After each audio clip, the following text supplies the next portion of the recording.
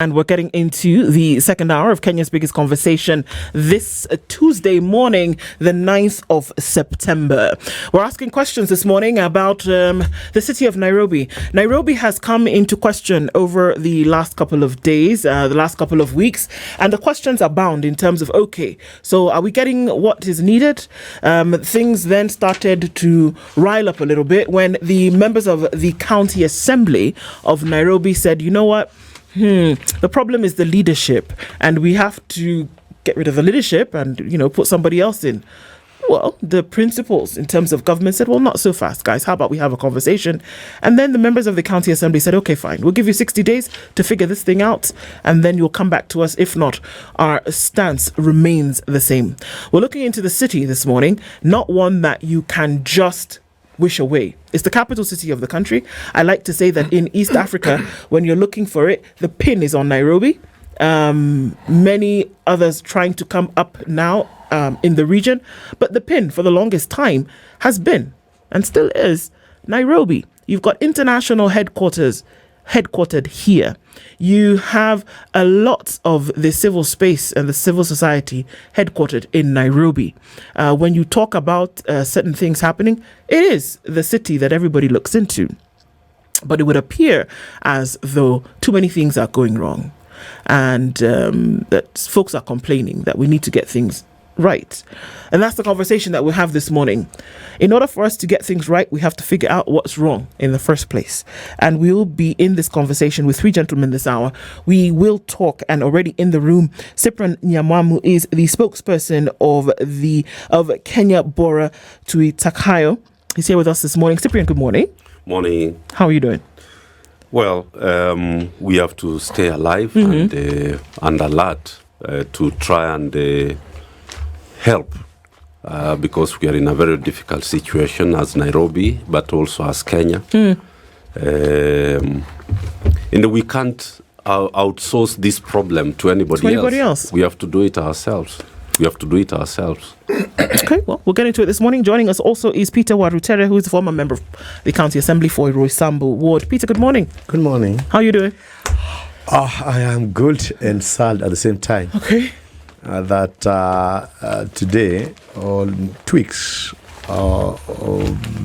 exactly, I think 10 days, Nairobians were given another opportunity to get 60 days of more garbage, 60 days of Nairobi without water, 60 days of congestion, 60 days where workers are going for months without pay, 60 days for more corruption, 60 days for incompetencies. That indeed is what we got from Raila Odinga and William Ruto. Well, okay, I guess that sums up as to why you're not really doing too well this morning. We're also going to be joined in a short while by Bosco Mutegi, who is a political analyst and governance expert. He joins us in a short while, but the conversation continues before he gets here. And before we get into it, there's a proverb today that I think you're going to enjoy interpreting. Dennis will tell you where that's from and what it is. Well, today we are going up north. We are facing north. And in facing north, we are getting to a country with the ancient civilization where they say they developed one of the earliest writing systems. They were very intelligent folk. We're talking about Egypt. And our proverb from Egypt is a very, very simple one. Trust in God, but tie your camel. Trust in God, but tie your camel. How would you interpret that? We'll start with you, Cyprian. I like that proverb a lot because I thought so. Because trust God, but don't leave your money in the hands of thieves in Nairobi and in the hands of thieves in Kenya. And I think it is a requirement that we should always only trust people who are trustworthy with our resources, with our institutions, with our offices. And because if we don't do that, then you actually give the thief the key to your vault, and he's going to do what thieves do. which is to go away with them. And that is the thing about the paradox about Kenyans, that they love to elect thieves. They love to elect criminals. They do. They are actually in love. They are in love with these types of people.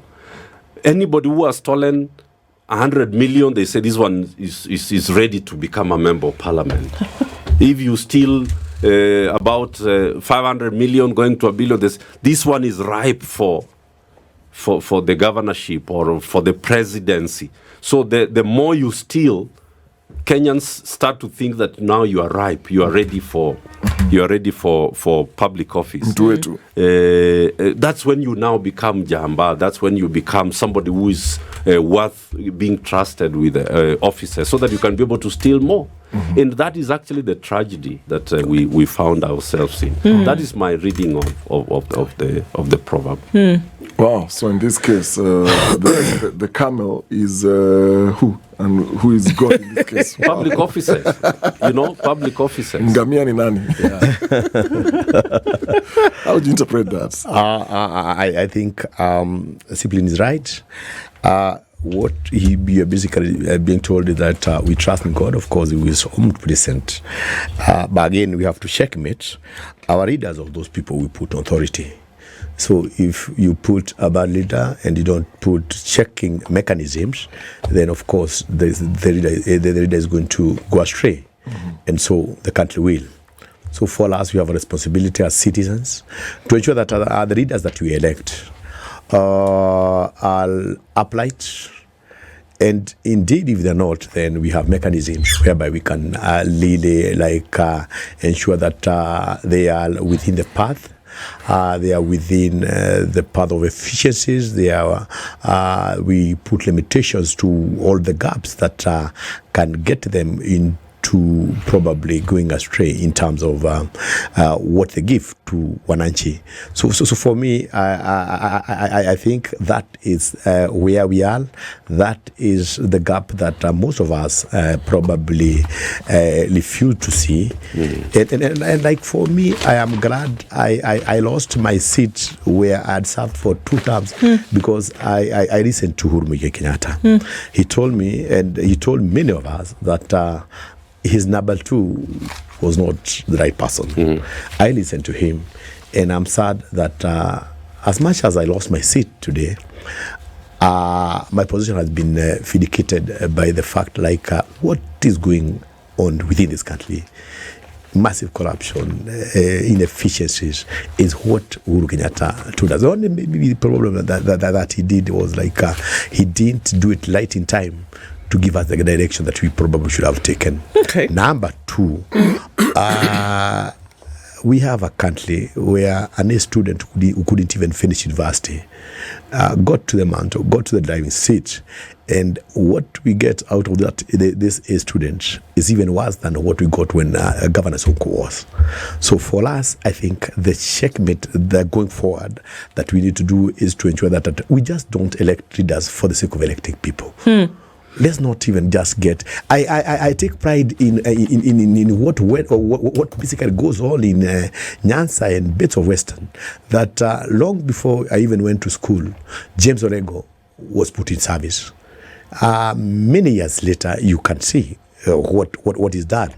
Consistency of purpose. He has really been there for the country, for the people, and we make that part of the nation has made strides. Okay. But when you come to a place in Mount Kenya, that's a story that I would want also to talk about. Let's see.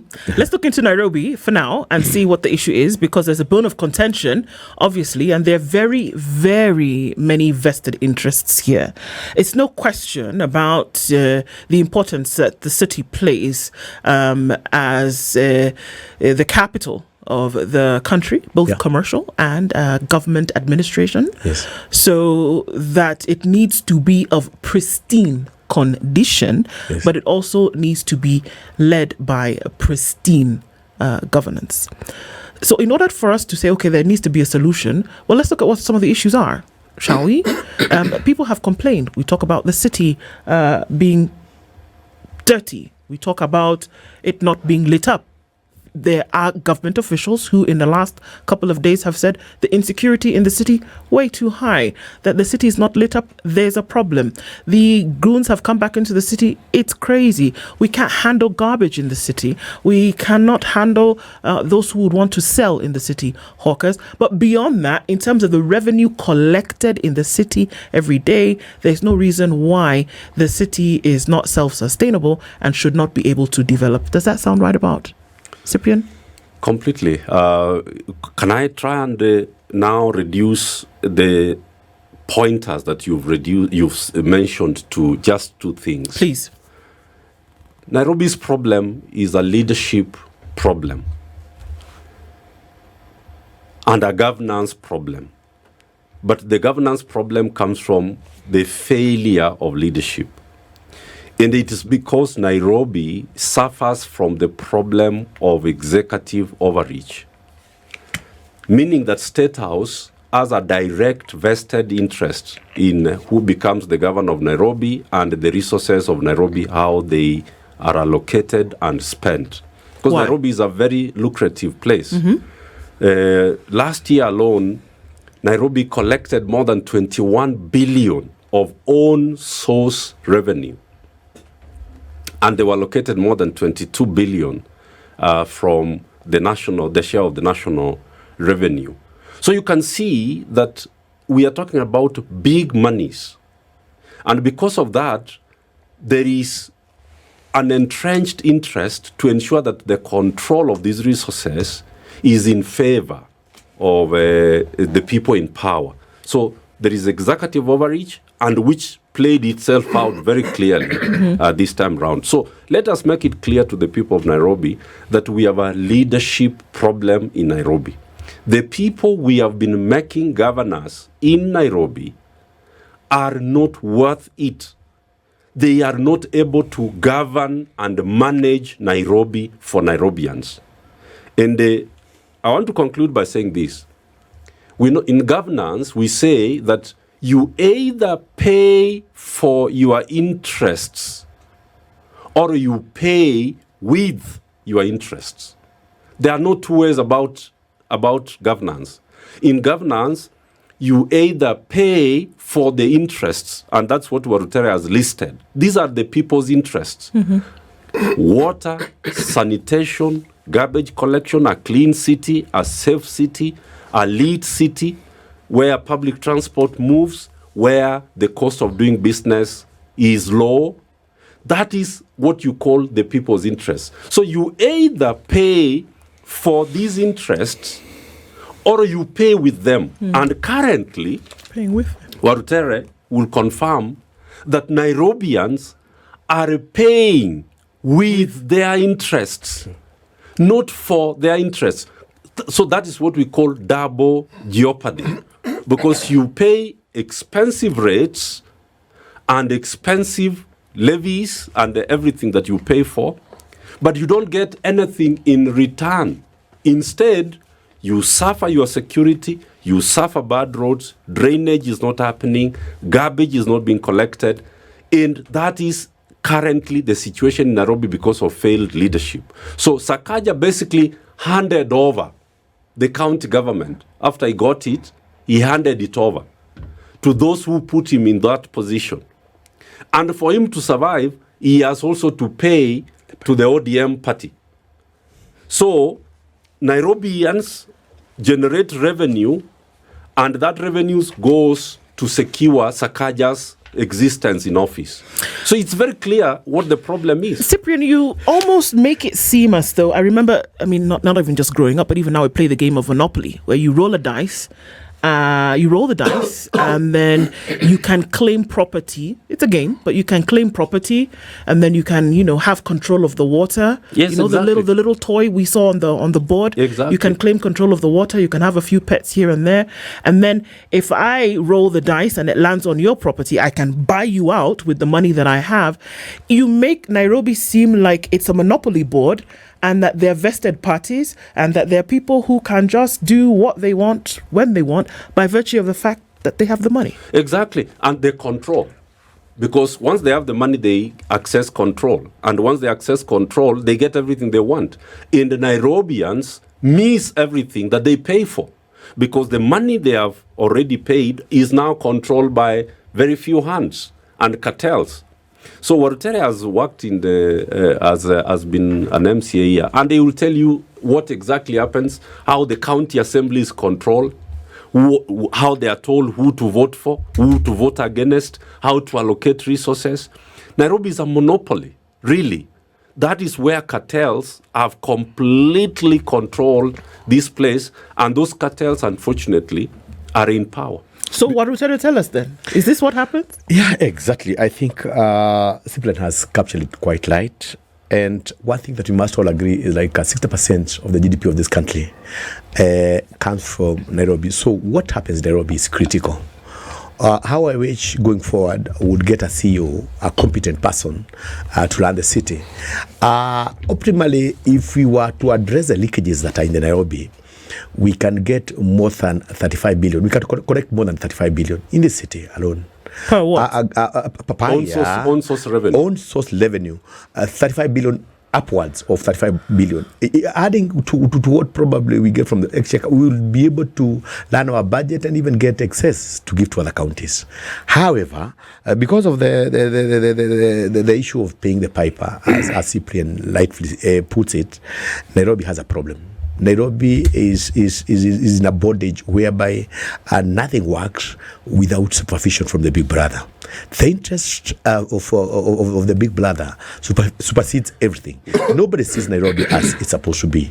Nobody thinks about Nairobians. We wake up early, we are listening people, Kenya's all, and many times you realize like I woke up around 5. I am imagining you even woke up earlier. To get back again past 9 o'clock. Don't you think like you deserve better than what we are getting? Sakaja is one man who came with many promises of a beautiful city. He talked of a green city. He had a 6-point plan that never worked. I think the incompetence of Sakaja didn't start from Nairobi. This is a student who was called to do actually science and who couldn't even finish university. How I miss the time we were with Governor Sonko. As much he had his shortcomings, we had systems that were working. Sonko rescued people and still does to this day. I worked under Governor Kidero, a CEO who tried to make things work as much as he wasn't within the framework of the administration because he was from a different party from what the leading party was. He tried and made things work. I think at the start of things, we were collecting about 14 billion then. And to this day, I think last year we corrected 21, which is about 10 years later. That's way too true. What is happening? We have a workforce that is not motivated. We have a workforce that has been shown that the best way is to still keep what you can, because the big brother doesn't care. He's stealing much more.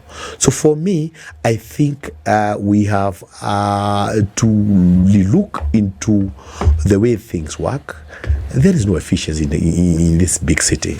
Sakaja does not come to office. Sakaja works from Shakahola, a private office in Riverside. Wait. Where Shakahola is in Kilifi County. No, another one. We have a Shakahola in On Nairobi. Riverside Drive. Riverside Drive. This guy wakes up, goes there. He has 2 very useless fellows whom he trusts to run the city.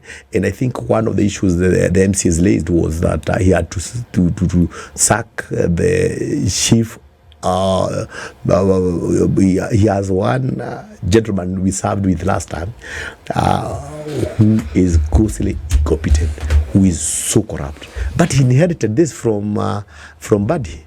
Number 2, Sorry, inherited what from Buddy? General Buddy is who you're talking about now? 2 people. Okay. One is called Usman, and the other chief of staff is a young man who does not even know what he stands for or what needs to be done in Nairobi. Even if you have an incompetent governor, when you have systems that can work, when you have competent people who are supposed to be surrounding the governor, then things certainly would move on. But when you are incompetent and you have people who are incompetent also serving with you, then Nairobi will be in a dark lamchako, a city of garbage, a city that will never work. Lastly, as I finish, Nairobi is a gateway to the city, and we are losing to the country, rather, and we are losing so much to our neighboring countries. Tanzania, I was in Dar es Salaam the other day. You can see systems that work. I was in Kigali. We have the cities, the smaller cities, have really worked so well. We because of the leadership that we have in this country, Nairobi now is not what we envisioned that it will be. How I pray that we can go back. We miss the Kibaki moment when we had systems that were working, when we had efficiency at its best, and the GDP then was quite high. I've said 60% of the GDP of this country comes from the city. So when we get it wrong, or we spread the madness to other counties, sadly, that is the situation we are in. I mean, Cyprian, let me get back to the question of executive overreach, because you raised it, and we look at, and there's something also you mentioned, the person that the government will want, obviously, will be in place. Let's look at the last election. So Sakaja won the election with the UDA Kenya Kwanza with 699,000 votes plus. The closest was Polycarp Igathe with 573,000.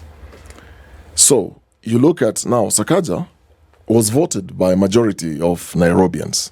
And when we look at the question of why then Nairobi is a central focus, so many things. One, the economic weight, like you raised, that Nairobi carries. Nairobi contributes about 20-25% of Kenya's GDP. So whoever then governs Nairobi essentially ends up controlling a massive budget. So that must have an interest from the executive, from the state. The symbolism of the power withheld within Nairobi as a capital, obviously, is the center of government, center of business, and so many other things. The people said Nairobi is also an ethnic melting pot, because unlike other counties where governors are elected by the tribes, in Nairobi you have all these different tribes, and so when you look at these projections, does it then matter who runs Nairobi? Because if this is what you get into office, this is what you're handling. Does it then matter whether it's Sakaja, whether it's somebody else? Because at the end of the day, the executive will obviously have a hand in what happens in the city. No. That is what we now have to correct, and I think that is why we are here this morning. Because the only person who understood how devolution works was Professor Kivutha Kibwana. Why did he understand? Because he was the maker of the Constitution. If you do not understand something, abuse is guaranteed. That's what we know in management. That if you do not know the purpose for why this thing was established, abuse is inevitable. And that is the abuse that we have seen across the 47 counties. Because nearly all the governors were not there when we were looking for the Constitution. So they don't know why devolution was created in the Constitution. In fact, majority of them were against the making of a new Constitution in Kenya. That is the fact. So what did Kibwana understand? Kibwana understood that if you do not locate the power with the people of Makueni in the village committees, in the ward committees, in the sub-county committees, then bring that power to the county assembly. You can never deal with the cartels. You are unable to overcome those cartels. So the first thing that Kibwana did was to establish the village councils. And within the councils, the committees. Then he went to the wards. Then he came to the sub-counties. By the time the MCAs were discovering that the power is not with them, but is with the people, they were shocked because they realized that they were dealing not with the governor, but with the people. The people were recalling them to the village. If you don't do the same thing in Nairobi, you can never overcome the executive overreach. So what are you going to do in Nairobi? So what we want to do in Nairobi is that we are starting with the residents' associations. We have to start with the residents' associations, who then, like if you take Langata, South Sea, under the residents' associations there, and you go to the other wards, the 5 wards within Langata, you bring all of them together, and they form the sub-county council, the People's Council, which has the ward committees and then the residents' associations. If you don't locate the power there, the power is going to be located above the county government. You cannot deal with cartels if you do not have power located with the people. And that's the formula which has to be used to deal with the problem of Nairobi. And how do we propose that you deal with this problem? Last week on Thursday, as Bora Tuitakayo, we called for a major press conference at Tufungamano. And we recommended to the people of Nairobi that your solution is to dissolve the county government of Nairobi by collecting 10% of the signatures of the registered voters. And I wanted to correct something about majority of the people of Nairobi voted for Sakaja. Sakaja got 600,000 votes. Nairobi has 2.4 million registered votes. 573 voted for Igade. When you add those two, they make 1.2 million. Nairobians, only 50-something% voted in the vote. If you look at those who did not turn out to vote and those who voted for Polycarp Igade, you will see that the sea of Nairobians did not vote for Sakaja. And that's the tragedy that, and we'll come to that number. But let me conclude by saying this. The way forward now to salvage this city from the rot and from the executive overreach and the political party control, where MCAs are ordered not to perform their constitutional duty. Warutere, you can imagine that MCAs are called by the party leader and told not to perform their constitutional duty. That is the only way to solve this problem and the conundrum is that the people of Nairobi have to come together in the 17 constituencies, collect signatures, dissolve this county government, which means that both the MCAs and the governor go home, so that after 90 days, we elect a new government and a new MCAs who actually know their work according to the constitution, not those who are called and ordered not to impeach a governor who they have evidence as misgoverned, is not delivering services, Nairobi is under garbage, Nairobi is not lit, Nairobi is insecure, and then you are told, don't impeach him, give him 60 days to go.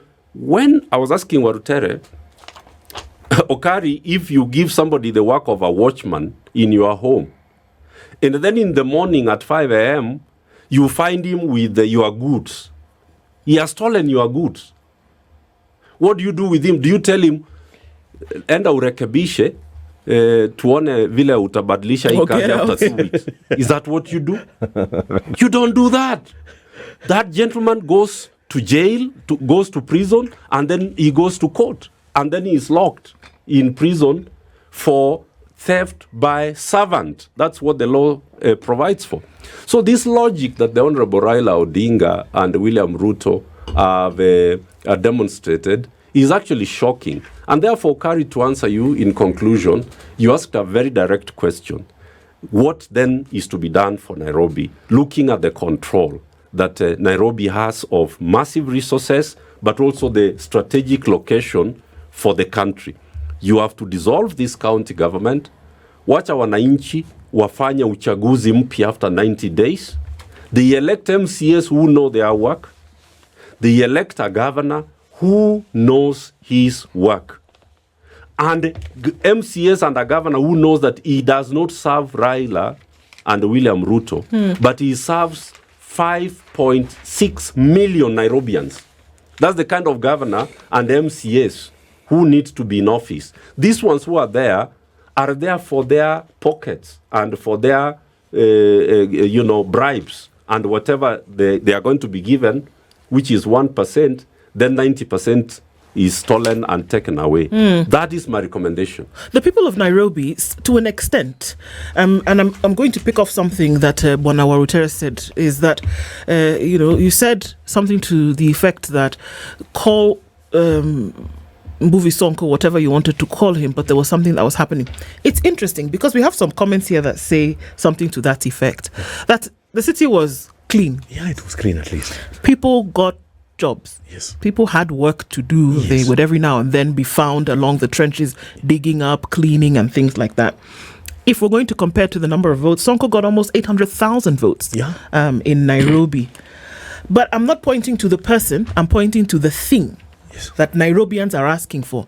It's not too difficult in terms of the request. And beyond people's desire, what the law says in terms of what is actually supposed to happen. Because I don't imagine that what is being required for the city is something so difficult. Keep it clean, keep it safe, keep it operational, and then, for goodness sake, let us see what is happening with the money. You said that it is possible to get 35 billion shillings annually from own source revenue in Nairobi.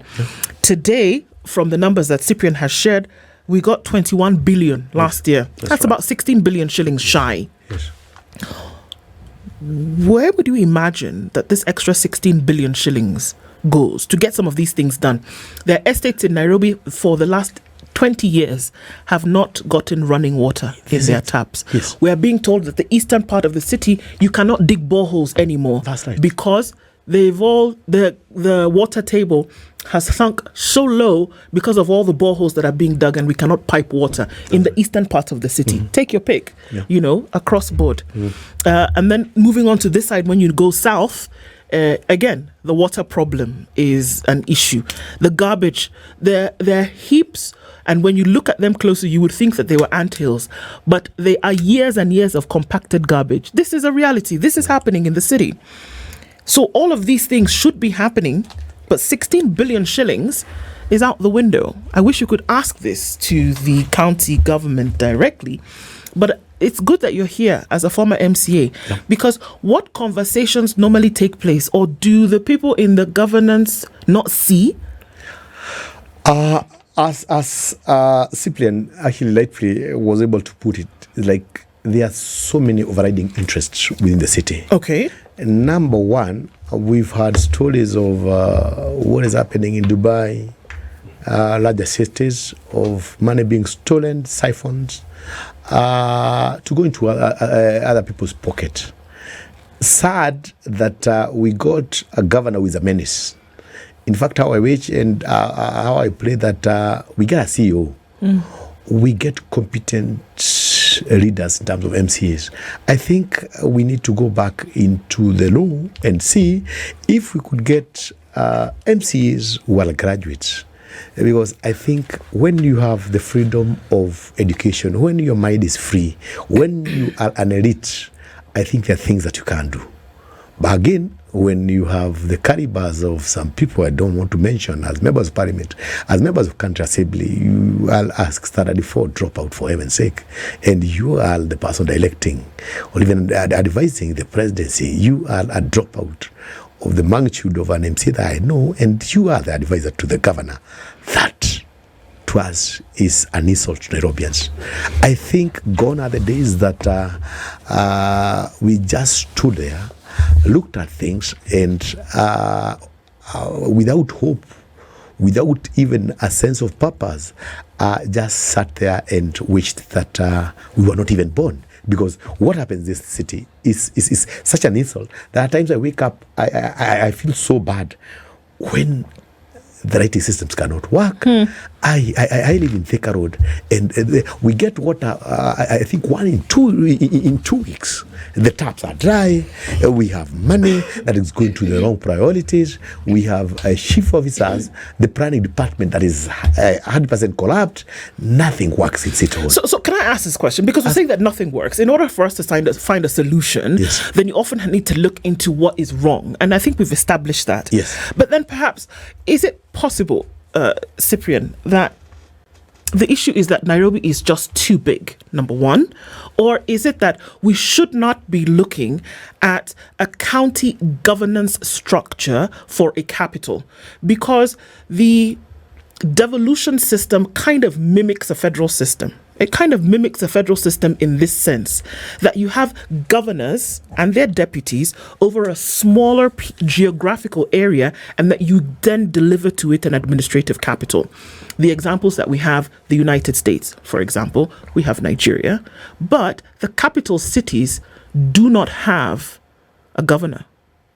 The capital cities are not even cities, they are areas. Washington, D.C., Abuja, for example, don't have governors, but they still have the input of the central government with a mayor of sorts who will then handle the different device that the city is, the different areas that the city is divvied up into. Is it possible? Is it possible? That's before he allow me to finish asking the question. Okay. Is it possible that it is too big an administrative area? Are the budgets, I'm almost laughing as I ask the question, are the budgets too big for somebody to handle? Or should we be looking at dividing up the administrative responsibility of this big area? Allow me, before Cyprian answers that, I also want to throw this to him. How is it that the private sector works so efficiently that the public sector can't pick from the private sector? Number two, how is it that Equity Bank, a small microfinance that started in the rural areas in Muranga, works so efficiently? It has overtaken all other banks, and it is working well with a huge customer base. Equity works well.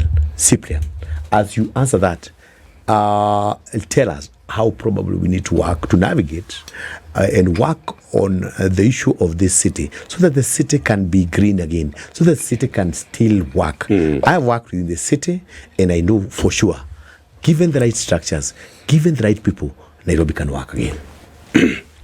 Let me say that there are two things that both Ndu and yourself, Honorable Warutere, have raised. And my responses are going to be very, very specific, so that we can expand this conversation. First of all, 50 billion shillings is too little in terms of what you need to do to turn this city around. Some of you know that I am running for the governorship in 2027. Indeed. And 50 billion is too little if you want to turn around Nairobi. So what is the response to this? First of all, we need to increase our revenue base, as Warutere has suggested. That money is there. It is being siphoned into people's private accounts. Warutere can confirm, because he operates in this city, that our governor is actually building around 7 to 8 blocks across this city, from Kaha West to the southern part of... Blocks of what? Of flats. Oh, you know. Okay. Affordable housing. Oh, and none of this is cheap. What I'm saying is that Nairobi needs above 200 billion shillings a year to really turn things around, and that money is available both from the national share of revenue and also our own source OSR, our own source revenue. So that answers your first question, that what we currently have is so little if we are going to provide services to the 17 constituencies and the 85 wards. Sure, if you want to compare, and I'm sorry to interject because it's good that we give examples. Because again, if we are mimicking, look at the state of California. The economy of California is bigger than that of Kenya. No, California is the 8th largest economy in the world. So this is what we are talking about here. So we understand that. So we are actually saying that we have very little money for the things that we need to be doing. But even with the 50 billion shillings a year that is available, the things that we can do with it, if we wanted to change Nairobi, are many. So I'm going to answer the two questions this way. First of all, the model of the United States of America, the model of Abuja, may not work in Kenya because the framers of the Constitution actually answered that question in Article 6 of this Constitution, that Kenya shall have 2 levels of government that are interconnected and interrelated. None of them shall be completely independent of the other. So interdependence is the principle that you find in Article 6 of our Constitution. Why did we recommend that Nairobi gets a directly elected governor? Is because the national government tends to use Nairobi as a cash cow, which has continued. Even with the Constitution. Even with the Constitution. Why? Because of the answer I gave to Okari. That Nairobians do not control this city. They don't control the city. Nairobians are observers. They are spectators in the city. That problem needs to be solved, and I have already provided the solution to it. We need, and the County Governments Act 2012 has already provided the framework for that. That every ward needs to establish its own committee and its own council. Elected people from all the residents' associations, all coming together to form the ward committee so that they direct the MCA in terms of what their priorities are in budgeting. So that's the answer to that question that Ndu you asked. Let's go to the second question, which is, I think, extremely important as regards Nairobi. We have said that if the problem is that the governor is so central and is not in touch with the service delivery in the ward level, then Nairobi can be split into 5 or 6 boroughs, as we have called them. And so the boroughs are managed by managers, all of them who report to the governor. Which Governor Sakaja has said repeatedly that he wants to do. No. I mean, the reason that he is not coming through with it is because he knows that he's going to lose control of all this money that is available across. And the service delivery will happen. And that is another problem that we can talk about. Because when you are the governor and you keep saying that I want to do, just do it the following morning. You do it. Just do it. Present it. Let the MCS give you the act of the assembly that is needed. Roll out the boroughs. Appoint the managers. Start delivering service delivery. Why is it not happening? Is because that is not his intention. His intention is to do politics with it, while he knows that he does not want the money to go to service delivery. Because money that goes to service delivery, you are unable to steal it. Right. So keep it central, steal it, then keep giving the promise. So I think we need to be very clear that the start of the solution is to dissolve this county government, and we are going to do consultation across the 17 constituencies. We are going to have public barassas from next week. We want to reach out and ask the people, is the way forward dissolving Nairobi county government all the way down to the MCS, so that we elect, after 90 days, men and women who understand what the Constitution in Chapter 11 requires of them as governor and as MCA.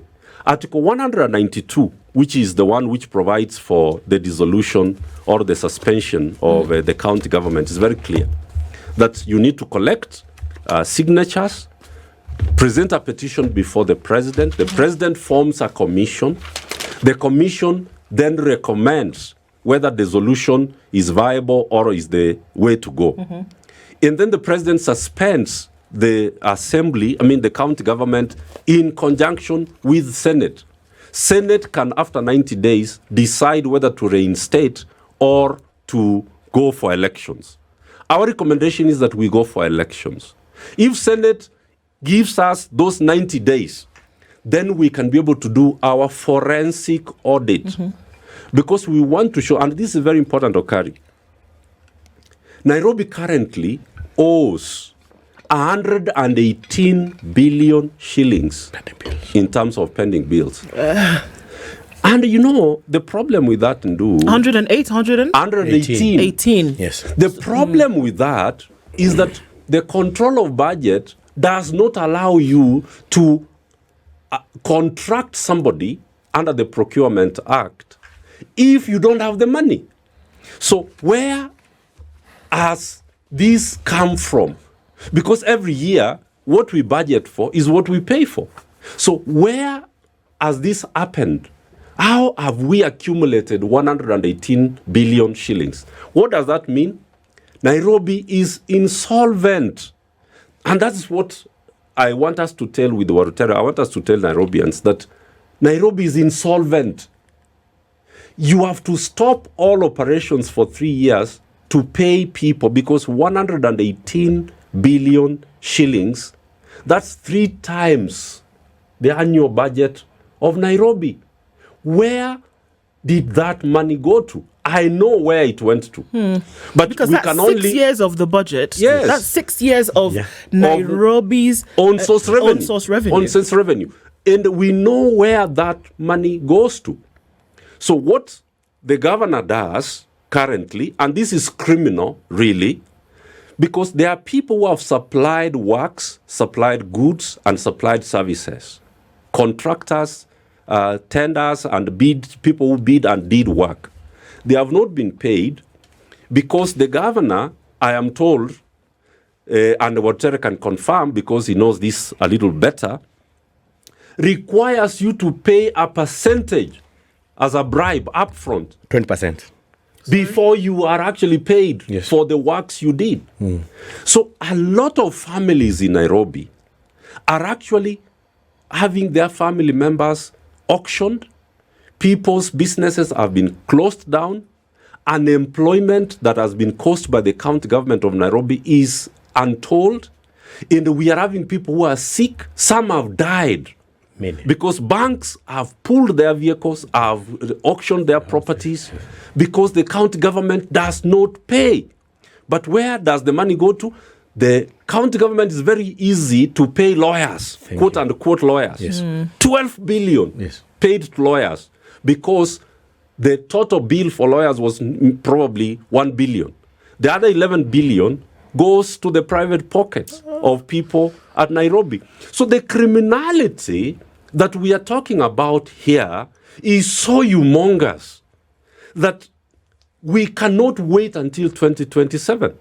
But it is the people of Nairobi who have to decide. Our recommendation is very clear, that if you want to salvage Nairobi from insolvency, and if you want service delivery to happen, you simply have to do the basics, which are in Article 192. In fact, I'm so glad that we still have good people like Cyprian who could be of good service to this country. And I'm glad that you said you're good to learn.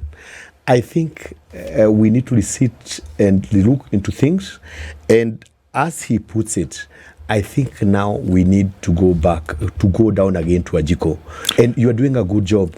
Let's recall the governor, the whole structures. For once, I agree that we must get it right. So if you're going back to Wanjiko, Yes. based on what Cyprian has raised, the idea and the template from Makueni that is given, that the power then, MCAs realize the power is not really with them. The power is with the people. Yes. That structure, and he proposes that structure to work in Nairobi. Yeah. So that the power then is with Wanjiko, like you're saying. If it's recalling, then they have the power to recall very quickly because of time. I remember during the campaigns, one of the pledges Sakaja was making which was one of the key issues that MCAs have raised in his impeachment here, was failure to fully fulfill his campaign promises and poor governance. And they have accused Sakaja of not keeping his campaign pledges and lacking responsiveness. Now, Sakaja, in his manifesto, and I'm reading it here, he had said, under a City of Order title, and he said, decentralized governance into 5 administrative boroughs, like what Cyprian is saying. So you've got central, east, west, north, south, with dedicated city managers. That is what Sakaja pledged and proposed. Mm-hmm. Is that happening? Yesterday, it doesn't happen. Sadly, yesterday you saw Sakaja actually going with goons. You know this. Sorry, wait. Sakaja operates with. He's the chief goon. So these things are not happening. So we don't have dedicated. We don't have these 5 administrative boroughs. Nothing. We don't have dedicated city managers. Nothing. You see, Sakaja is one person who sits in that office, directs goons to patrol this, and he even gives them. It's in the public knowledge that when we had the Gen Zs going around, he was the chief goon who allegedly. Brought people. Yes, allegedly. Well, they were shouting his name. Yeah. Concrete evidence that he's the one. It's a Malo Lipo. There's no way. Like people talked about him, and as I always say, this is what we're ground. You will know when you hear like the planning was done, and we know where the planning was done. Instead of him working to fix and to also live up to his pledges, he was. I saw him yesterday going with goons, policing the city for what? For when we have a bad traffic, when we have a problem. No, they're just part of his goons. Okay. Warutere tells us that, allegedly, the governor of Nairobi is involved in activities that would be pointing to why we can't solve the problem. And Cyprian also tells us that Nairobi is in the red. And what happens... It's insolvent. It's insolvent, actually. It's insolvent. And that what happens with insolvent structure is that you have to break it down. What makes a lot of business people rich is that they see something that's insolvent and they say, okay, or like a vehicle that has been written off, I can take the parts and construct it and turn it into something else. And so what they're saying is that you need to break this thing down, break it down to the lowest level, and let's look at management and administration from that lowest level, from estate committees, from people who are working, Nairobians themselves vested, to then, in this case, you need to have a trickle up kind of system of governance in the city of Nairobi, at least. Bosco? Yeah. What do you think? Let's throw you into the water right now. Okay, thank you very much. First of all, I wanted to request that as Bosco comes in, there's something you said. I wanted to locate Nairobi. Okay. So that Bosco comes in. Nairobi is understated.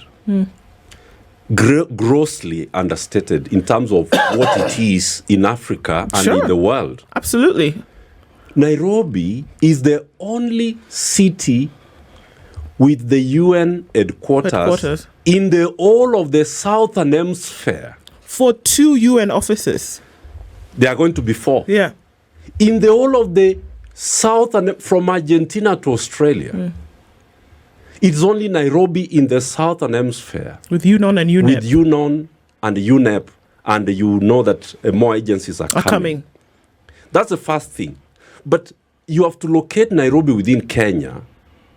That Kenya is located in the eastern gate of Africa, facing Asia, where 62% of the world's population resides. Asia carries 62% of the world's population. If you add Africa's 1.4 to Asia's population, you have 73% of the world. That is where Kenya is located. And Africa, right now, operates from Nairobi. All our international organizations that I work for and I work with have moved their offices from Pretoria, from Nigeria, from all these places. And we have now 6,400 headquartered organizations and agencies in Nairobi. Wow. So Nairobi is not a kiosk Nairobi is not a kiosk Not your shanty town. where governors don't even go to the office. They operate from somewhere. It is like you are running a kiosk. So this is the tragedy that I see. And I liked what Warutere said about Sonko, because Sonko was a do-it-yourself kind of person who could wake up and ensure that roads are being built in Dandora, and he had certain positive, but that is not the CEO you need for Nairobi. The problem is that the other governors have performed so badly that we remember Sonko, But you have to remember that under Sonko, things became so bad that we had to bring in General Badi Ali into town to help with the 17 hospitals that were built. Yep. And you were in the county. I was the chair you of health, actually. You were in the chair. You were Yeah, I the was chair the of chair of health health. Yes, I was. that time. Yeah. So the inability to deliver is so inherent in the incompetence of the governors that we have held. So I wanted to give that backdrop and locate Nairobi, so that Nairobi is understood of what kind of a city we are talking about. This is the most international city in the whole of the Southern Hemisphere. Let me give you a small fun fact, and I'll stop there so that Bosco can come in. Nairobi is the city with the second largest number of Catholic houses outside the Vatican. Outside the Vatican. Not in Brazil, not in America, it is Nairobi which has the second largest number of Catholic houses outside the Vatican. If you go Nairobi from Westlands to Catholic University, those are Catholic houses you see there. Catholic schools, Catholic nuns, Catholic fathers, Catholic houses, all the way to Catholic University. So when somebody says that he or she wants to be the governor of Nairobi, they need to understand who the client is and whether they can measure up to the job. So that when we are saying that we want to elect people, the first thing is, are they aware of the job description and what is expected of that office? So Bosco can come in now. Bosco, go. There's a platform for you now. Go. Okay, thank you very much, lady and gentlemen. It's not in my nature to be late. Actually, I always turn up for my interviews very early. Lakini leo jam imenifanyia ile kitu. So in the spirit of the challenges we are having as There's a another county, issue. Jam is in Nairobi. Okay. Yeah. So to jump into this, I would say Nairobi is a unique county with a fair share of its own challenges if you compare it to other counties like Mombasa, Kisumu, and all that, even if those are also cities. Because why do I say this? Because as you had said earlier, what we require in this Nairobi County is public participation. That is why you have seen the MCAs came out and said we are not being heard, we are not being listened to, and it is a problem that has been there previously, even with the Kenya Kwanza government. You remember the story of Gen Zs and the issues that Gen Zs raised, and the government acknowledged that we have not been listening to the people and being able to listen to the people and say, these are not the things that us as government want to do for the people. What we should be listening more. What do the people want on the ground, so that we can absorb and appreciate their ideas as we bring in. Why am I saying that? When we talk about county assemblies, the role of the MCAs is oversight, legislation, and representation. And in this case, we have seen the MCAs in Nairobi County challenging issues, let's say, of bursaries not being given to them in good time. I think what we need to appreciate and do as a county, as Nairobi County, is to leverage on technology, just like Sakaja has been trying to do. Because we have seen even fights over procurement issues right now. Counties are against the e-procurement. I think could be the implementation of the e-procurement all over the counties, all over the country, could be haste, as we say, but it needs to be. We had even SHA implementation. It was brought boom. I think the system and the implementation of technology could be the leverage on technology to help reduce corruption, improve on development. However, the implementation of it also has a part of it helping in development issues. Why am I saying that? Because when you look at the world we are in today, if you want to control like traffic, which has affected me to come here, we should be focusing on AI, controlling traffic with AI, no longer using the hands, police, marshals on the roads, because this was bringing they said to be chaotic. Because if we have AI, for example, it can be able to detect this route has more vehicles at this time than the other one, and it is able to synchronize and be able to control traffic seamlessly. That's my thinking. I hear you, but then one has to ask, it's very difficult for you to build on something for which there's no foundation. Yeah.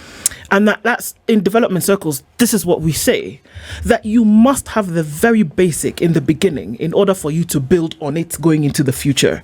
I'm sorry, but you will not be able to have AI-powered traffic lights when you have heaps of garbage in different areas of the city. Still, till in 2025, we're talking about a city with the characteristics that Cyprian has mentioned, and we have garbage issues.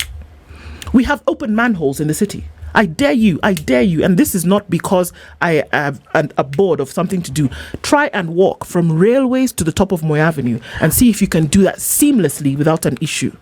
These are the issues that we are talking about. Can we build on a technological future high-rise on a foundation that is flawed? Can we do it? Let's be realistic. Can you build on a foundation that is cracked? Can you do that? Or must you raise the thing to the ground, literally, in terms of administration and governance, and then start to build from there?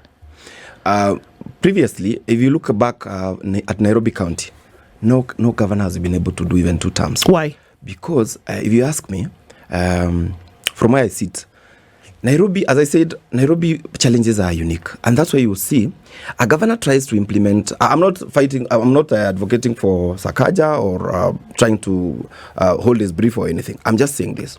If you look at Kidero, if you look at Sonko, if you look at NMS, why was the NMS brought in? The NMS was brought in because there was a breakdown. And that's why the national government felt we need to try and try to sort out this mess as a national government. That case shouldn't have happened because the constitution is clear. This is devolution. It should have been implemented through devolution. And why I'm saying this is if you look at what is happening, you realize, let's say garbage. Let's go, for example, for garbage. If you have in Nairobi, if you have a garbage issue, sometimes these things called cartels. Ukiguza garbage, you realize it has interest with someone. If you touch the electricity, you realize there's someone who has, like the example you just given. So I think what we require in Nairobi County is to hold the bull by its horns in terms of leadership. The leadership needs to go out there, have a clear plan, a strategy on how to sort this mess, and not doing things haphazardly. Like we cannot shoot from the dark, right, left, and center. So in my opinion, I think we need to leverage more on technology. We have seen the current county government trying to leverage on technology in terms of parkings and all that. But we need to do more on that because if we don't reduce the current leakages, wastages, and all that, if you don't pull it together and try to streamline these issues, they are going to affect us at the end of the day. But public participation at the day is the key. But yes. Do you know every day Yeah. on this show, we go through the newspapers. Yeah. We go through the Auditor General's report, control of budget reports. Yeah. We look at all these things. Yeah. And a key highlight and what the constant pattern in all these things is leakages are not happening because there's no technology. It's actually happening because there's technology. Yeah, sometimes. The thing is, if you try to look at systems that are in government, if you look at systems that are both in government and at the county level, I can go through a whole list. I may not even have the time. You look at this whole list, the Auditor General questions, this should have happened, but this didn't go through the system. The systems exist from SHA to issues of capitation, to NEMIS, to IFMIS, to all the issues. There is Wadilifu case management systems. There is Huduma Kenya Center systems. There is e-citizen platforms. All this, but the amounts of money that are actually siphoned through these technologies, it is because there are human beings behind them. Exactly. So I may disagree with you on that point, partly, that yes, technology can solve certain issues. But if you look at the case of Nairobi, as Ndu said, all the issues that were raised by the MCAs, technology will only solve a very small percentage of this. Yes. The bigger part is what you refer to as governance and leadership. And my question to you is, you said no governor in Nairobi has actually gone for 2 terms, but you never stated exactly why. Why don't we have that? Why we didn't have, why we haven't had a governor going for 2 terms, it's because, first of all, if a governor is, for example, to give example of Kidero, then there was now coming Sonko. There is now the new governor. I've actually served as an advisor to a governor previously, and I know what happened. One of the non-2-term governors? Not quite. Okay. So mine went for 2 terms. So I'm saying, I know what happens in the counties. So there's a lot, to tell you, there's a lot of nepotism in employment, there's a lot of corruption, there's all that in the counties, because counties have now been reduced into, Nairobi is a city, but sometimes in the other counties, it's reduced into a village-like or a family-like kind of an affair, because I will employ Mweshimiwa here because he's my friend, I'll employ this other person because we are related one way or the other. So I agree with you entirely when you talk about leadership issues or governance issues, having played a big role in not solving our problems in the counties. But what I'm saying is, if, for example, a new governor comes in and he tries to shelve all the other projects the other governor had done, or tries to implement new projects, that is, and then he says he doesn't want to pay pending bills from the previous government. We have all this problem in all these counties, and especially in Nairobi also. So I think this is one of the things that makes a governor not even to run for or to go for 2 terms. For 2 terms. Allow me to ask this question, and this is for you, Cyprian and Warutere. I liken these issues because we say that we know the problem. We are aware of what the issues are. We say, oh, there are cartels, and I can't touch garbage because it's run by somebody. I can't touch electricity because it's run by somebody. I can't go and insist on the money coming in because there's somebody who has a vested interest. It's a cancer. And I liken it to a medical report. Where have you ever heard that a doctor or a diagnosis will be cancer, and the doctor says, you know what, I have the tools, I have the wherewithal, I have the resources to cut this cancer out of you and to stop you from being sick in the future, and then give you this treatment, and then we see how it works, and then eventually you will go into remission. Where have you ever heard the doctor says, you know what, if I cut this cancer out, it'll interfere with, it's been comfortable in your body for a while, and it's going to leave a hole there that the rest of your organs don't like. So let me just brush it a little bit and see if it'll go away. No. The doctor cuts the cancer out and you see if you will survive.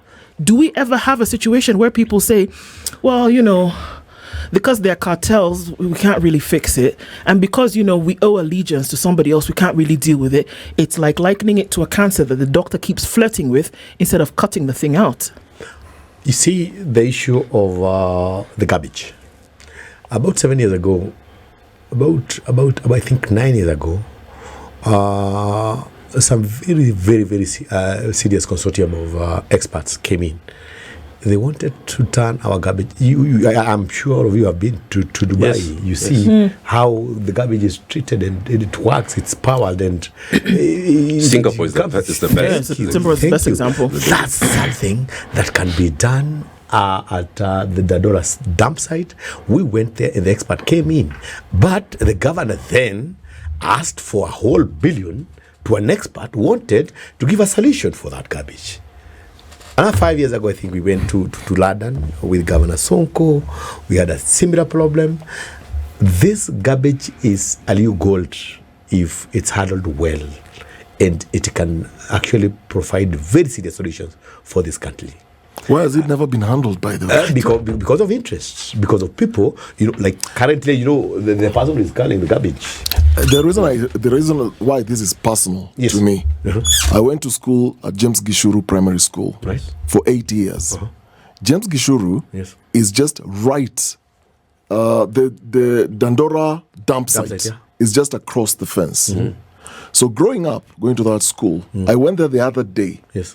And what I discovered, the garbage is still there. Actually, it is seeping, the water is seeping into the school. Exactly. So kids cannot play football where we used to play school when I was there. Yeah. The garbage is actually overflowing into the school compound through the walls.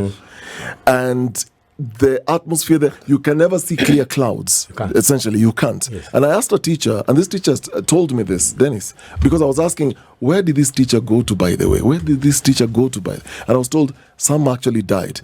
And the reason is, for a lot of the students, pupils going to that school, a lot of them died because of respiratory issues. Yes. A lot of us left there.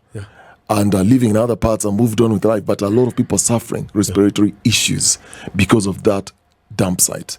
And since I was a kid in that school, I'm talking about pre-unit class 1, the conversations were this thing is going to be moved. But almost 30 plus years later, the thing is still there, if not more. He heals and heals. It's that a is why I whole like estate. what Ndu really as what Ndu has spoken to. And Bosco, you know, technology is a tool. The user of the tool is the one who determines whether the tool is going to work for the interest of the people or not. It is as simple as that. Now, Ndu has given us a very powerful, analogy in terms of how you solve problems. And this is exactly what Raila and Ruto did a few days ago. The MCAs tell you that the problem is this. We need to remove this person from office because he's grossly incompetent, but also is a thief. What do? You say that, give him 60 days so that he may now start to deliver services. So why was he not delivering services? For 2 years. For 3 years. For 3 years, yes. Why was he not delivering services for 3 years for you to say, that's exactly the cancer analogy that you are giving, that this is the problem, cut it. Then you say, no, go and take porridge with the asali. If you take porridge with asali, the body will develop strength to deal with the cancer. And the cancer is still there. Don't treat it. So I was at Dandora, the Archbishop of Nairobi, His Grace, Philip Anyolo, convened the parish priests at Andrew Bassett Parish, which is just right there as you enter into the dump site.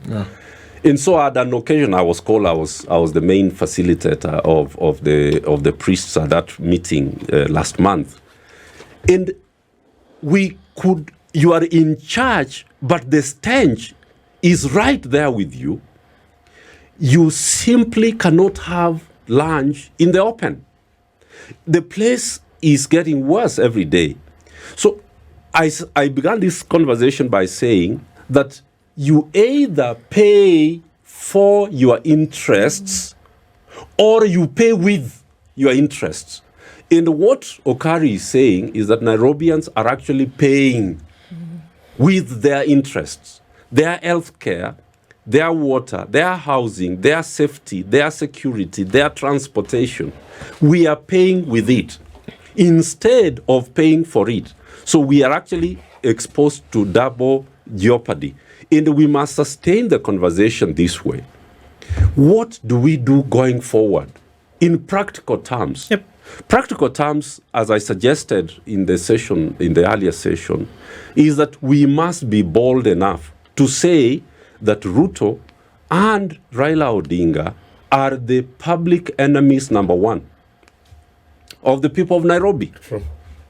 We have to declare them public enemies of the people of Nairobi. Once we've done that, that's what you normally do. If you want to deal with AIDS, you first of all declare it a national disaster.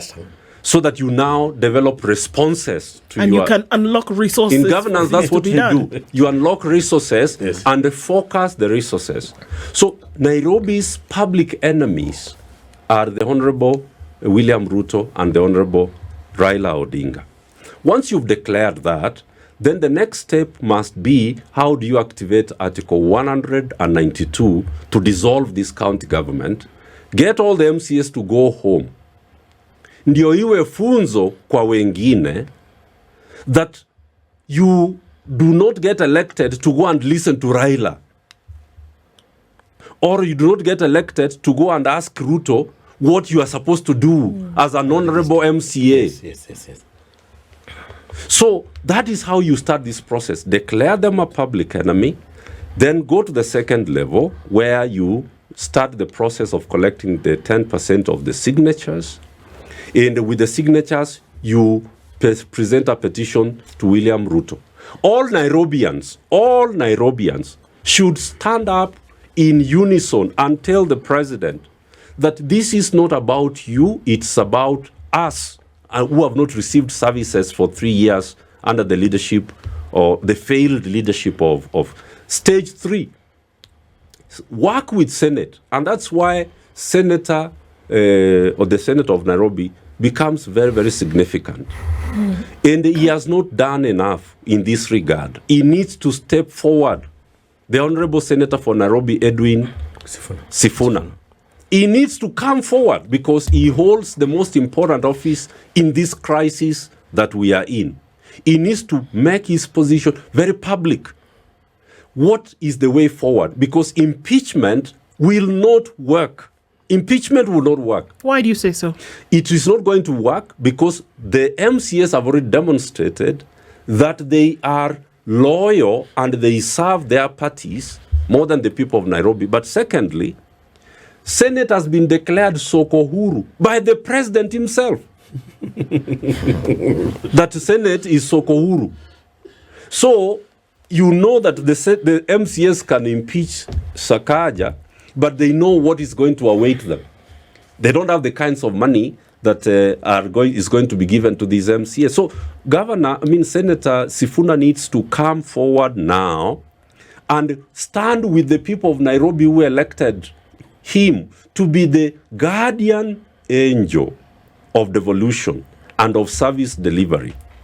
So that after 90 days of the solution of this county government, we actually get a governor and a deputy and the MCAs whose only agenda will be service delivery and how to repay these debts that have made the Nairobi county government insolvent.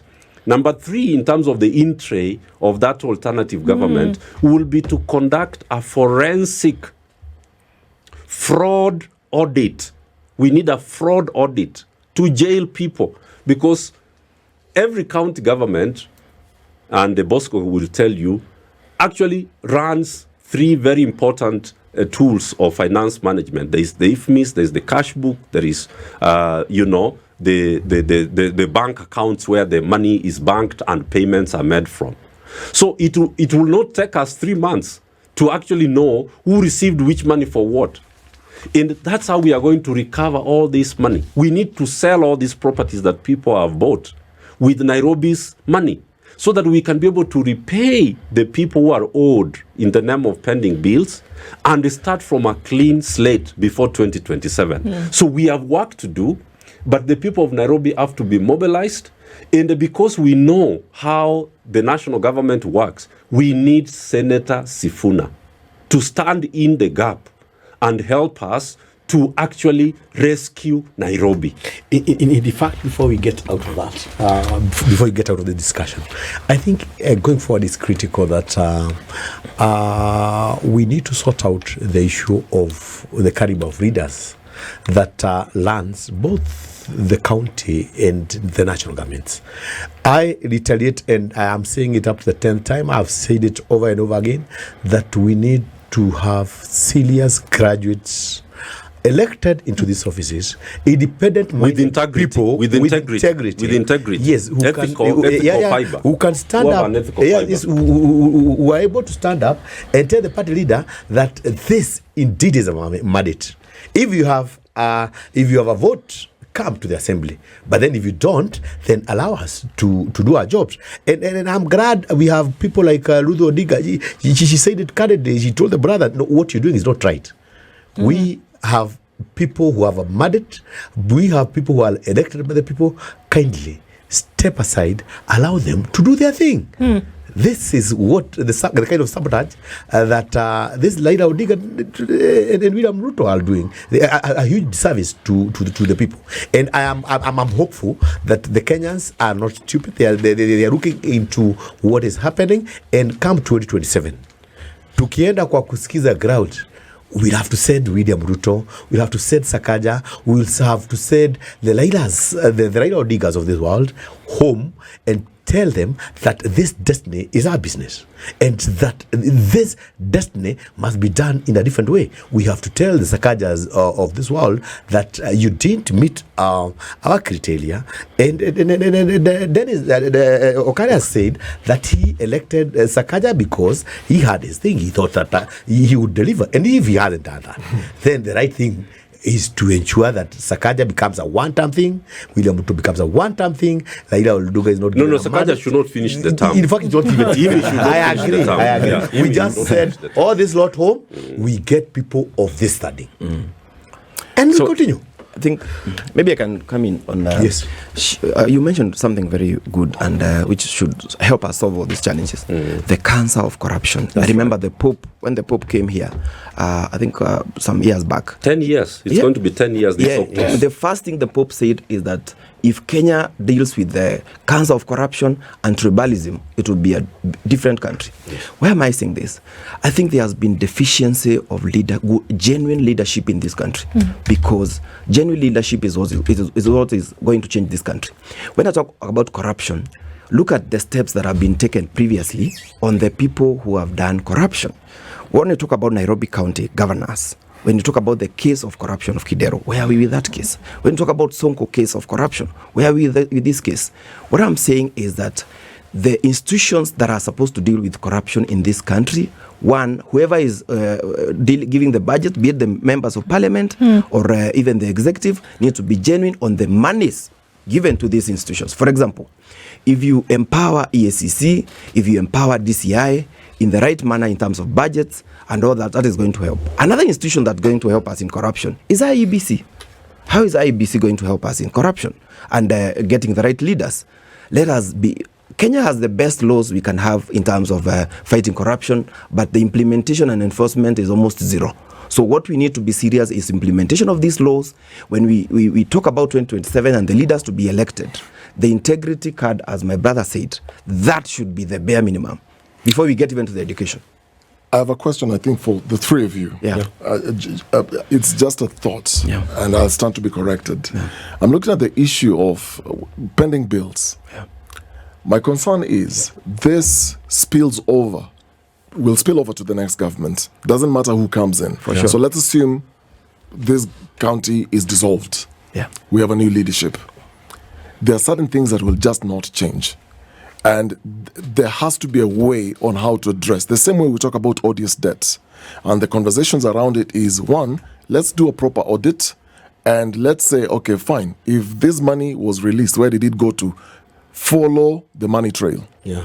And for some, don't even pay. For some, make sure you get those money, because money goes into accounts. Right. They are not in some cloud space somewhere. True. They are known, and these accounts are held by human beings. Yeah. We look at the issue of pending bills, and one issue that Sakaja tried, and I don't know how far he's gone with this, and that's why I seek indulgence. As of mid-2025, this year, Nairobi County owes approximately 21.4 billion in pending legal fees. We're not talking about anything else. This is pending legal fees, 21.4 billion. Cash cow. Only. Now, this is to various lawyers representing county executives. We don't know much about these cases that they're handling. Yeah. But what is even more shocking, of that total that I've just mentioned, the 21.4 billion, about 6.3 billion is owed to just 4 advocates. Yeah. Just 4 advocates, 6.3 billion. Yeah. This accounts for 29% of the total.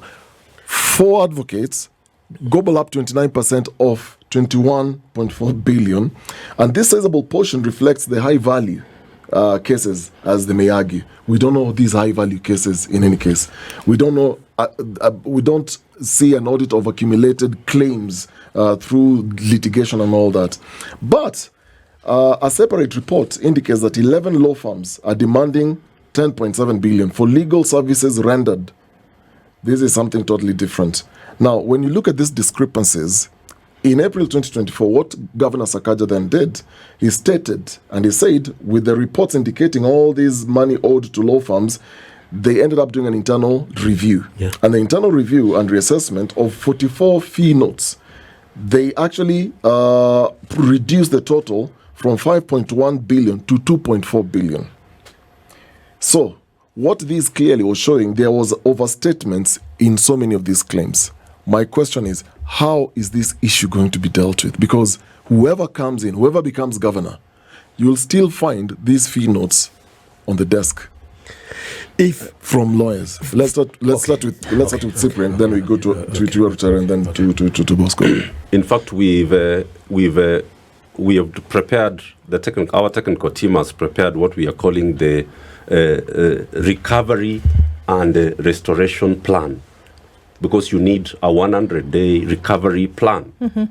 If you are going to resuscitate this county from insolvency, is there a plan? Yes, there's a plan. What we need to do, first of all, is to say, number one, the county as it is legal officers and the county attorney. Yes. Let's start from there. Yeah.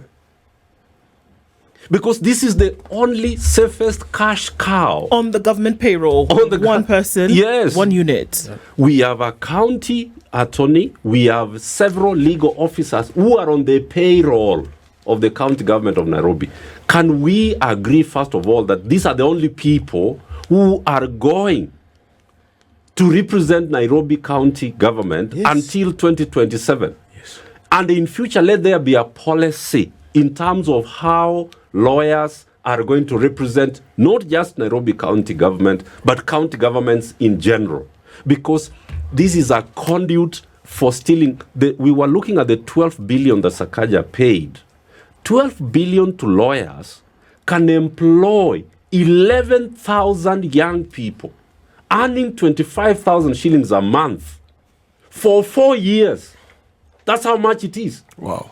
12 billion can employ 11,000 young people, earning 25,000 shillings a month for 4 years. 4 years. So this is not little money when we talk about 12 billion. So stop contracting lawyers to represent the county government. Because like the national government has an attorney general who represents government in court, the county government has a county attorney. If Sakaja employed an incompetent one, sack him and employ a properly qualified and established county attorney and the legal officers under the county attorney who represent you. When it comes to this review, Sakaja is only reviewing the bills from the previous administration. Yes, correct. But he is not talking about the ones he has himself paid over the last 3 years, which is how the money is being siphoned out of the county government of Nairobi. So these pending bills are from previous ones. And you have heard one of the lawyers telling you that he was told to surrender 30% of his fees, yeah, if he's going to be paid. And this is what is going on in this county government. So we know exactly where the problem is. Get these bills exposed to what we call forensic fraud audit. If you actually start that process, these lawyers will withdraw. Most of them will withdraw because they are going to be jailed. Yes. They corruptly were given contracts that were not even given a competitive bidding. We don't know how it is X who was settled for and not W. Was there a call for lawyers to represent the county government? How did you arrive at these county firms? It is actually against the procurement laws in the country. So we are going to solve that problem very easily, and that's the formula. Thank you. Going forward, deal with the county attorney's office, and you lower the amounts of fees you pay to lawyers. That's how we are going to save 12 billion shillings every year, and you will take it to service delivery. Warutere, as you pick from his last point, yes, you have served as MCA, yeah, for this county before. When these bills, legal fees, come up, are you as MCAs aware the county is having this particular case and there is this particular law firm that is handling these cases, so that you get to the tune of this ridiculous amounts of billions owed as pending bills to lawyers? That again boils on the competencies of the elected leaders. We still have good people like Chege Mwaura, the guy we were with here, the SG, for all the counties in the country. Yeah. We have good people like Waidera Chege, Karani, people who are of outstanding character. I want to really thank what Chege Mwaura has stood for the county, the counties as in general, basically. I want to thank Waidera Chege that she's been a steadfast, a still woman who has really worked to ensure that corruption is gotten laid completely out of the county. However, not until we have many of Chege Mwauras, not until we have many of Waidera Cheges, not until we have many of the Kalanis, that we are going to get things right. I've said and I repeat it again, the issue of the legal fees is a cash cow for both the executive at the county level and at the national levels. We know the people who are collecting garbage and they boost all the time. We know the guy who has about 300 trucks is the one who is collecting garbage for the county. He represents a special interest of a big man somewhere. Cartels are the owners of this government, the party leaders. These are the people who are micromanaging and controlling us. But these cartels are human beings. Who are these people? Because we keep talking about cartels. Yes. They're two big parties. Yes. And as Nairobi, we have a responsibility. Yes. To ensure that we empower people like Chege Mwaura, people like Waidera Chege, so that they can come up and probably try to control those MCs so that they can stand up and tell Raila Odinga, what you're doing is wrong. Raila Odinga, you are not elected as a representative of this county. You do not have a vote here. William Ruto, you don't have a vote at Nairobi County, right?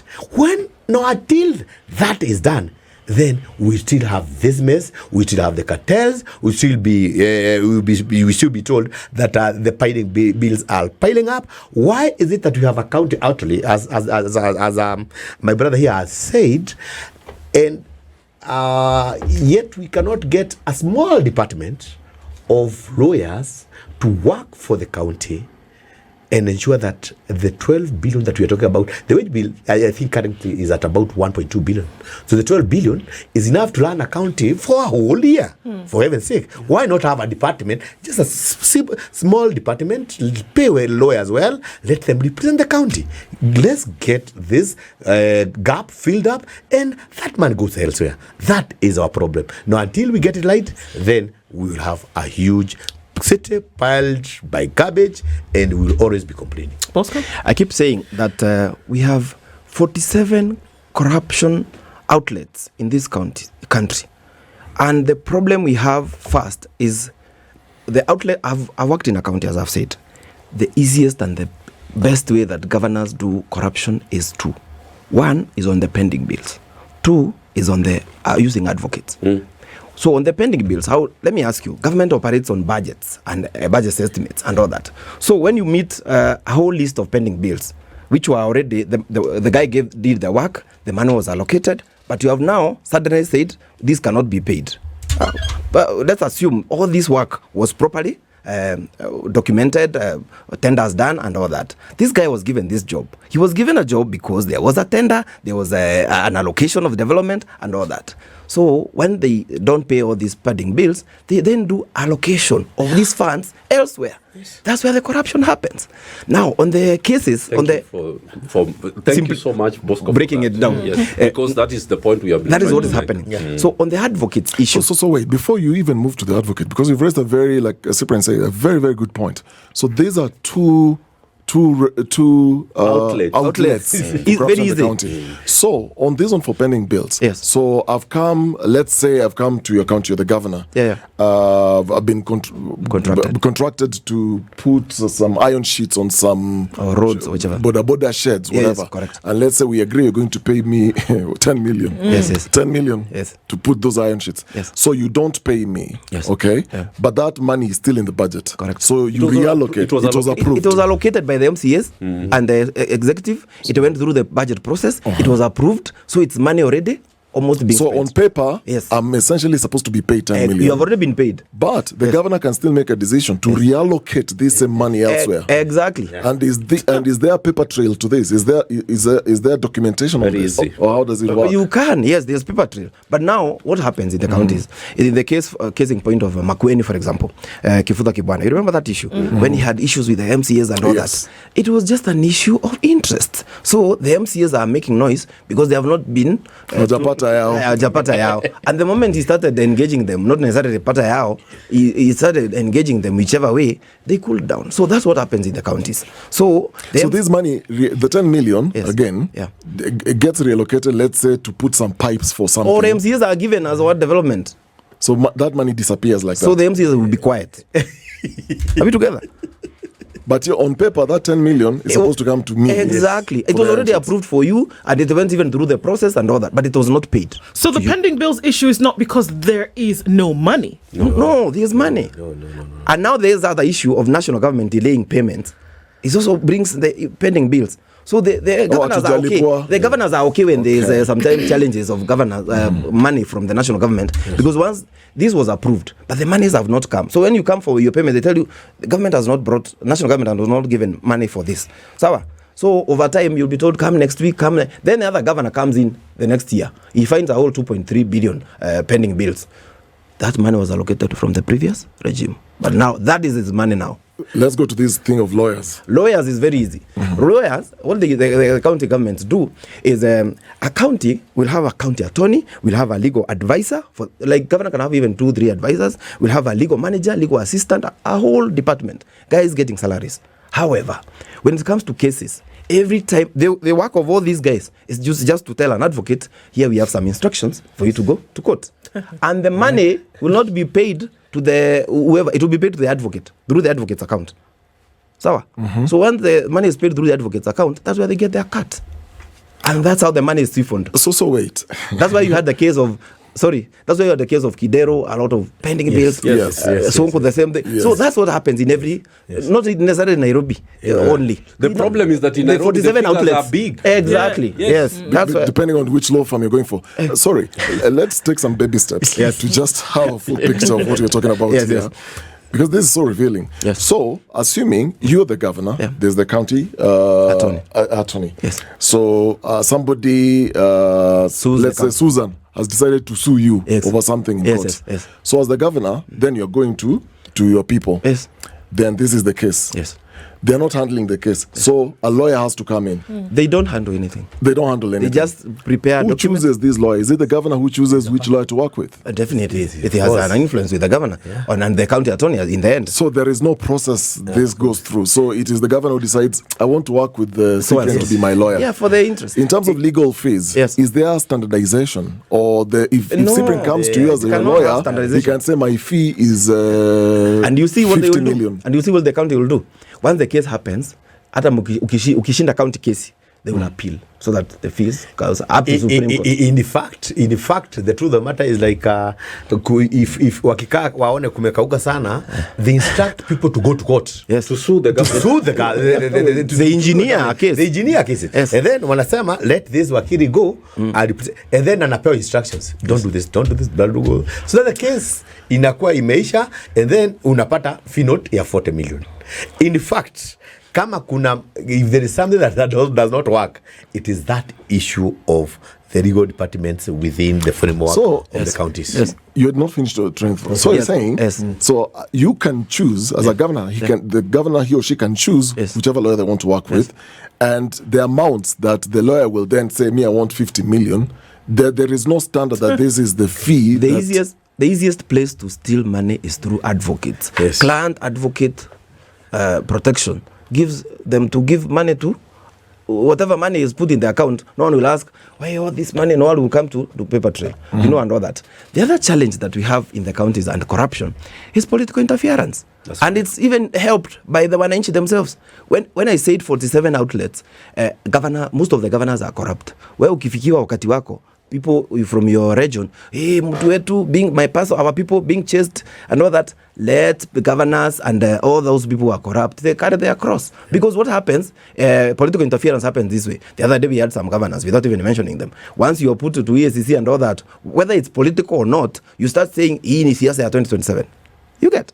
So that's where we are lost in between, because there's no genuine following of these cases of corruption.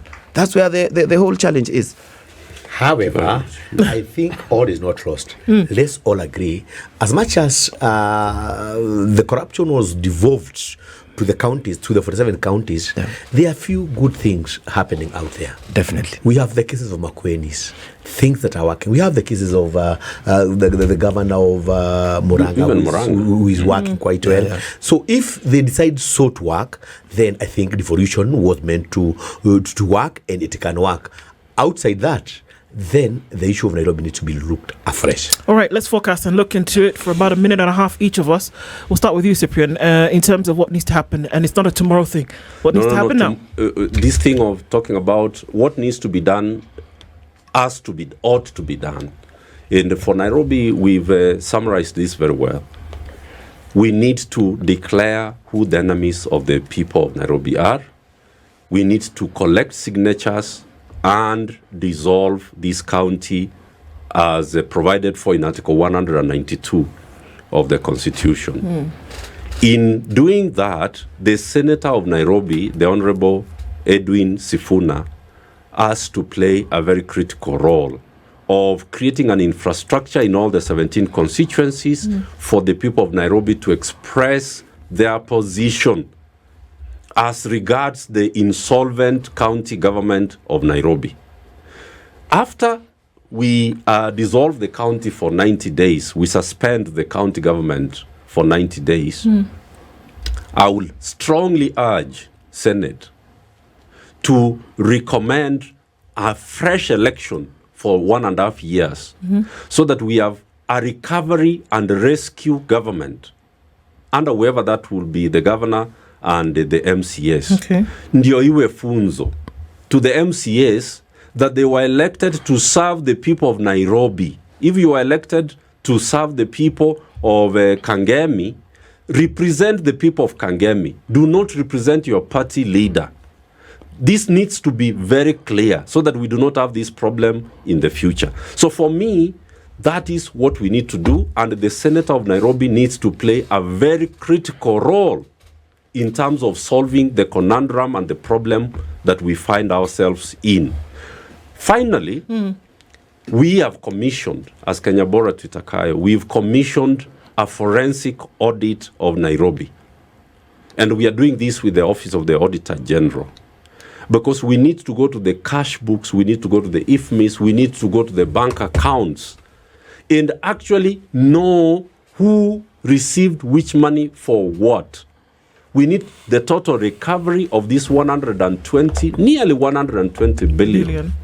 So that we can use it to clean Nairobi, so that we can green Nairobi, make Nairobi a safe city, and create opportunities for all our people. Because we do not want to pay with our interests, but we want to pay for our interests, which is service delivery. Indeed. Thank you very much. I think Cyprian has really captured our moment today. Allow me to thank the people of Roysambu for giving me a chance to really serve them for 2 terms. But I want to say this. As I look forward probably to getting time to serve them again, how I pray that we will have our Mandela moment on 27th of November to start by using a big broom to sweep off all the bad leadership. Let's start by getting the best people into the market to ensure that at least we have leadership of integrity, people who can present us, people who have the interest of this country at heart on 27th. so that going forward, at least you say we started somewhere. We have learned our lessons, and life is about learning lessons. On 27th, kama watu wa kusikiza ground, tunaomba tu tupewe wale watu ambao wanafaa so that they can take us to the next level. Indeed. Asante. Bosco?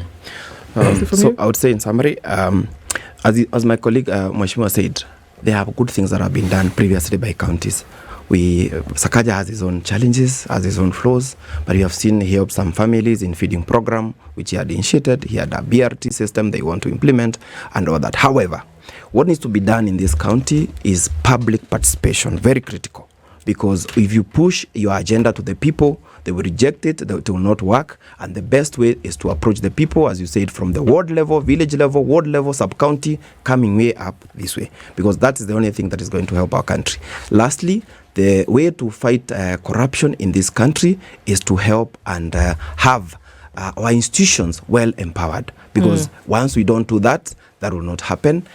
Even if we keep saying every day, as my sister talked about the cancer of corruption, that is what is eating our counties. That is what. Lastly, I want to say this: I have always been advocating for reduction of counties, and Boma's draft had talked very well about 14 to 18 counties. That is what is going regional to governments. Yes, regional governments. That is what is going to help our counties. Absolutely. If you look at economies which are doing well, like in Africa, like South Africa, they have got 8 regions. The High Commissioner who just died the other day, I was with him the other day, was telling me South Africa want to reduce that to even 5. This constitution was very ambitious, if you ask me. 47 counties. If you look at United States of America, it has around 50 states. One of the states, like California or Texas, has only California has around 4 trillion USD economy, which is even bigger than. So we cannot adopt that constitution to implement it here and expect it to work. So we have challenges on that. Indeed. Thank you very much. The discussions around Nairobi County are not going to end today, but it's good that we're able to open up a lot of these insights and got people thinking in several directions, and looking forward to a time where we'll have the promise behind us. Cyprian Nyamwamu is the chairperson of Kenya Bora Tuitakayo, as well as Peter Warutere, former member of the County Assembly of Roysambu, also Bosco Mutegi, Kiura, governance and policy expert. Thank you for being with us this morning. Asante. Good morning. Thank you. System they want to implement and all that. However, what needs to be done in this county is public participation, very critical. Because if you push your agenda to the people, they will reject it, it will not work. And the best way is to approach the people, as you said, from the ward level, village level, ward level, sub-county, coming way up this way. Because that is the only thing that is going to help our country. Lastly, the way to fight corruption in this country is to help and have our institutions well empowered. Because once we don't do that, that will not happen. Even if we keep saying every day, as my sister talked about the cancer of corruption, that is what is eating our counties. That is what. Lastly, I want to say this: I have always been advocating for reduction of counties, and Boma's draft had talked very well about 14 to 18 counties.